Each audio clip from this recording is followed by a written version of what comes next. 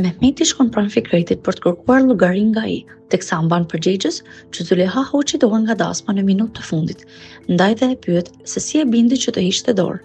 Fikreti me nënqeshje thot bindshëm se ai nuk ka pasur fare gisht në vendimin që mori Zuleha ditën që do të martoheshin, por aq bindshëm thot edhe se instinkti e bën të besojë që Mehmeti fsheh diçka të errët nga të gjithë aty.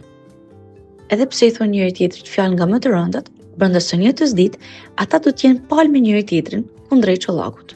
Atë ditë, Çollaku, i cili shoqërohet në çdo hap nga Vahabi, planifikon se si mund ta dëmtojnë Zulehan sa më shumë, sepse kërkon që të jetë vetë në pozicionin që Zuleha ka për Çokurovën.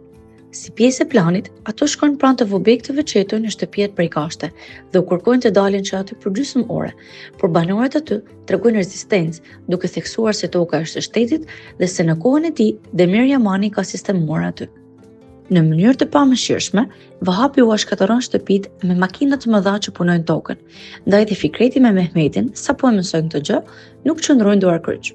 Të dy së bashku shkojnë të bastisin lokalin Çollakut, duke ja dëmtuar edhe fizikisht e duke i drejtuar atij armën, teksa i bëjnë të qartë se asnjëherë më nuk duhet t'i afrohet të Vobektëve apo të fusë fundit në tokat dhe punët e Zulehas. Po atë ditë, Abdul Kadiri do të tronditet dhe shkënjehet nga vëllai i tij Vahabi, që e pandehte në Izmir, por e shikon krah Çollakut, duke mbledhur të gjithë njerëzit në pazarin e qytetit, duke u thënë se duhet t'ia kthejnë Çollakut tokat e tij, nëse nuk duan ta pësojnë si mos me keq. Nervozizmin që i shkakton Vahabi, Abdul Kadiri do e nxjerrë tek Lutfia. Atë ditë, Lutfia shikon Abdul Kadirin që po sistemon Sherminin dhe Betylin në kunakun e vogël.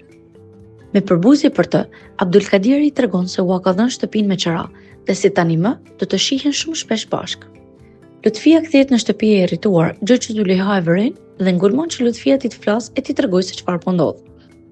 Kështu, për herë të parë, Lutfia tregon gjithçka ka përjetuar nga Abdul Kadiri, si informacionin për vrasjen e Fekelis, ashtu dhe rrëmbimin që i ka bërë brenda dite. Njëherë Azim me Zulehan e dëgjon atë rrëfime dhe Fikreti, i cili nxjerr armën dhe i drejtohet menjëherë Abdul Kadirit.